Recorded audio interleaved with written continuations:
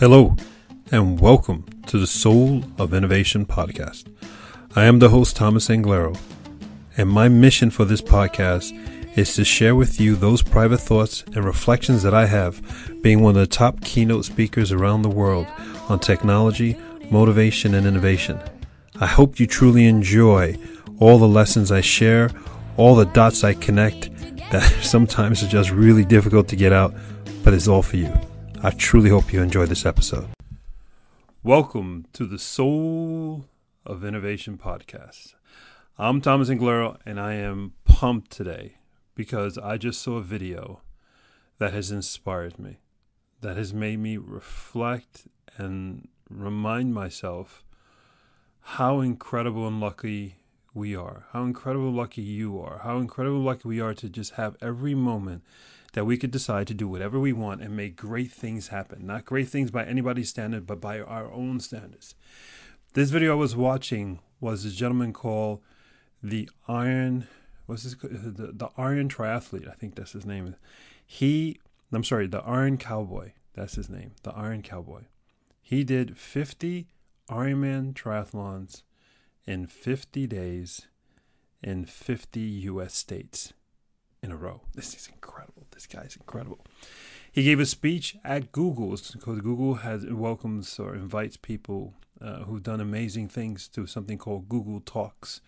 If you want to listen to amazing people and see amazing people and their amazing talks and amazing accomplishments, just type in Google Talks, Talks, into YouTube, and you'll come across, and you can list the listing and subscribe to it, and it's amazing. Anyway, these people, this guy, his story of what he went through. I mean, to do an Ironman is an accomplishment for any of us. If any of us did an Ironman, that would be a lifelong accomplishment. He did an Ironman, got up the next morning and did another one, got up next morning, 50 days in a row. The hurdles he had, the moments where he could not go any further. At every one of those moments when he could not go any further, he had a story about his wife. He had a story about his daughter. But every one of his stories was that at that moment when he could not go anymore, the pain was too much. The torn muscles were too much. The mental anguish, the negative mental messages that you talk to yourself and tell yourself when you put yourself down so much was too much for him. Someone was there. Someone came to him and changed his perspective and made him realize that that moment was over, that moment of doubt, of negativeness, of pity was nothing compared to getting your butt up and keep on going. Because when you get your butt up and you keep on going, when you finish what you started, that accomplishment lasts forever and it changes everyone else. He has story after story about his experience there. So I want to share with you my story with my experience when I ran my first marathon in New York City. And it's amazing how so many of us, ask yourself, do you have a story when you push yourself to the absolute limit and someone came to you right when you were about to give up, right when you were about to break and you couldn't take anymore? Do you have a story? And if you don't, that's okay. Because right now, you have an opportunity to make a decision to do something to create that story. What happened to me, this is back in, I think, 1993, 94. I was training like a madman, running 5Ks, 10Ks, bike races, doing Olympic distance triathlons, doing biathlons, you name it. Great shape. I decided to do the New York City Marathon with my girlfriend, who's now my wife, and my buddy, Ron Tyler. Love Ron. The three of us, we trained together every once in a while because our schedules didn't match perfectly. But we met up on race day, went over to Staten Island, Like I think it was back then it was only about 7,000 people. Today I think it's 25,000 people who race the race.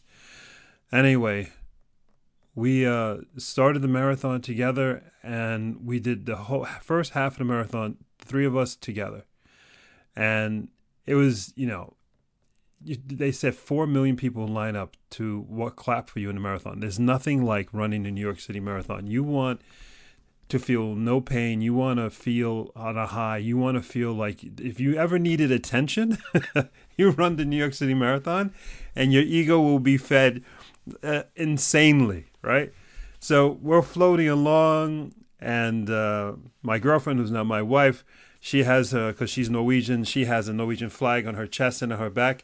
And whenever anybody in the audience would go, Heia Norge, which means, go Norway, she would run to that side of the curb and high five those people. And if somebody all the way on the other side of the curb on the far right said Heia Norge, she would run to that side. So she did the first half of the marathon doing Z's.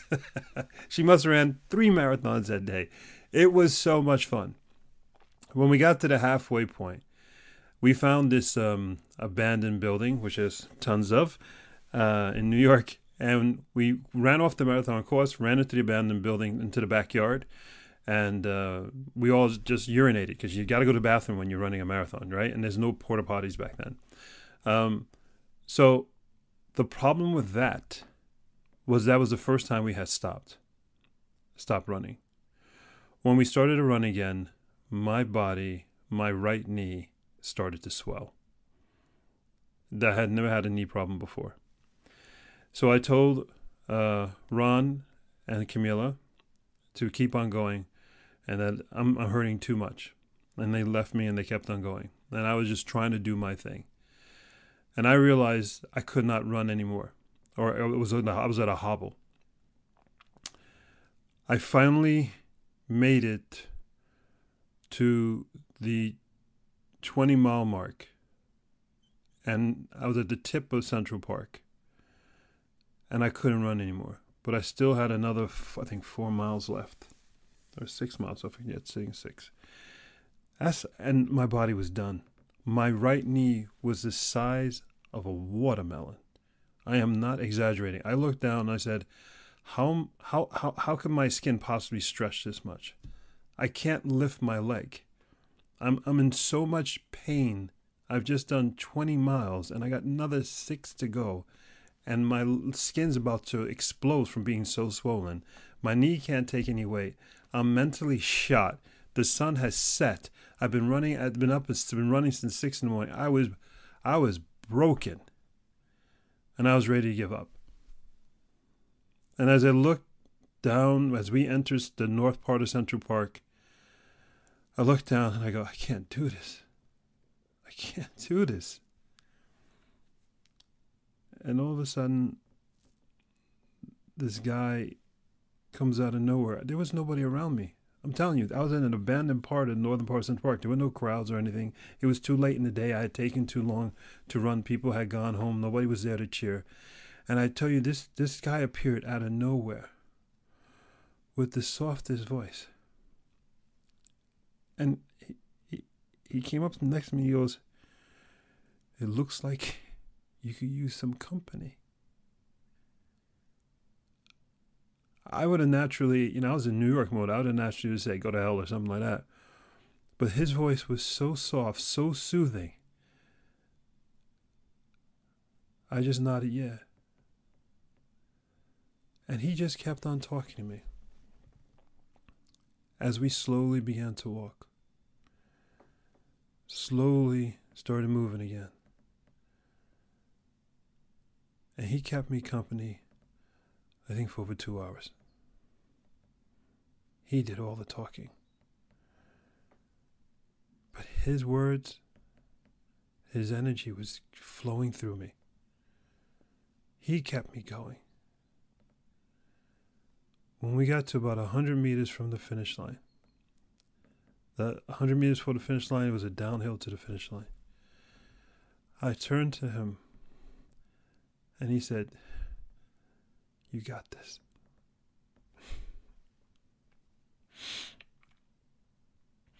And I started to run. And as I ran the next 50 meters, I turned around and I looked back for him before I crossed the finish line.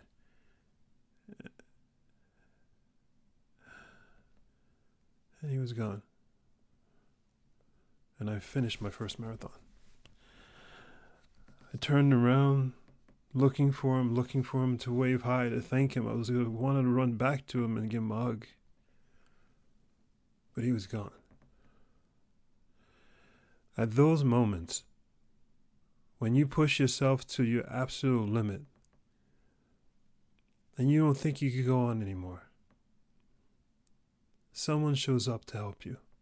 Someone will show up to get you to finish your destiny.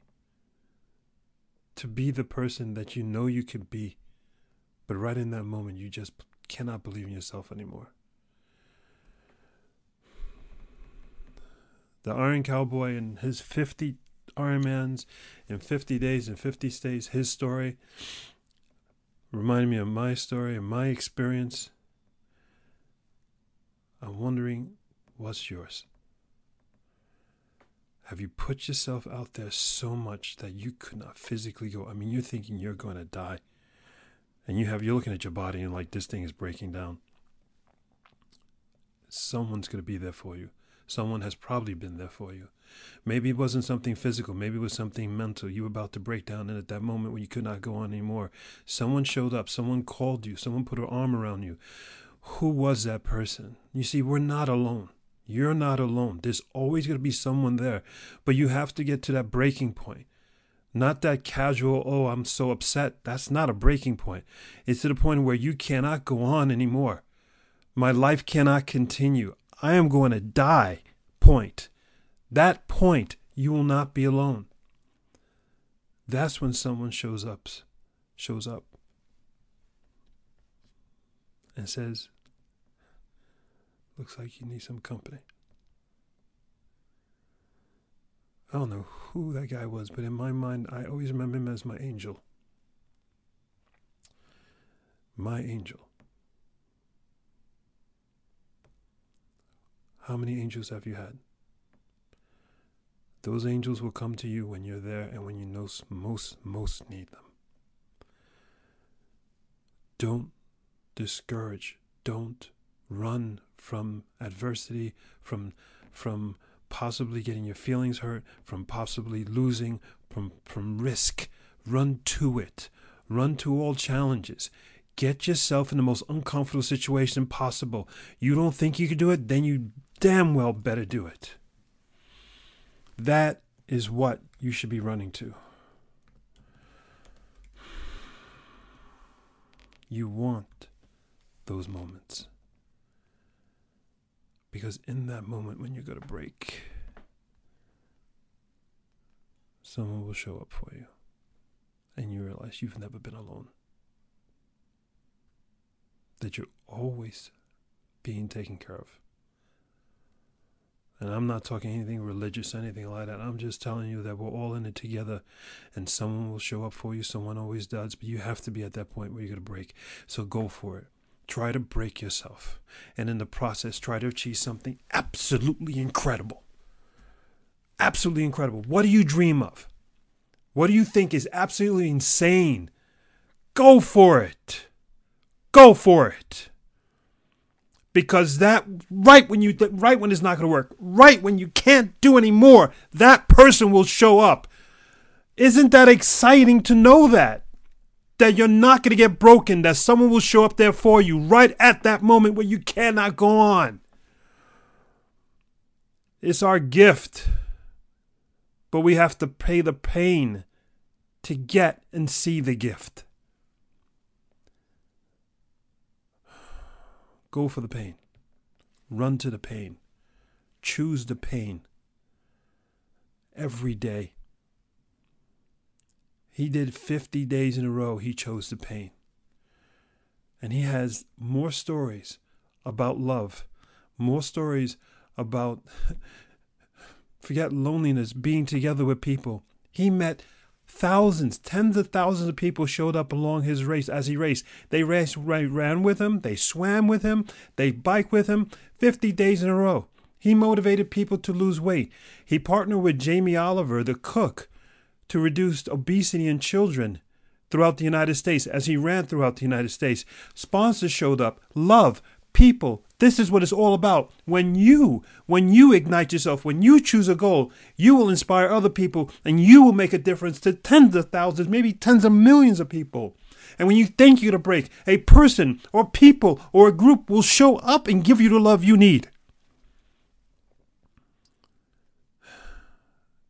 This is your moment. This is your life. And we're all here for you. Just go for it. Go forward and spread beauty and light. Look forward to all the moments that may break you, because it's not. Love will show up. Someone will show up. Something will happen that will redefine you, grow you, and make you go, life is beautiful. I love you. Take care. Till the next time. Thank you for listening to that episode. If you want to contact me, you can contact me on my website at englaro.com, and you can also subscribe to the newsletter, or you can find me anywhere on social media with Facebook, YouTube, Instagram, and Twitter. Thank you so much, and I hope to hear from you very soon.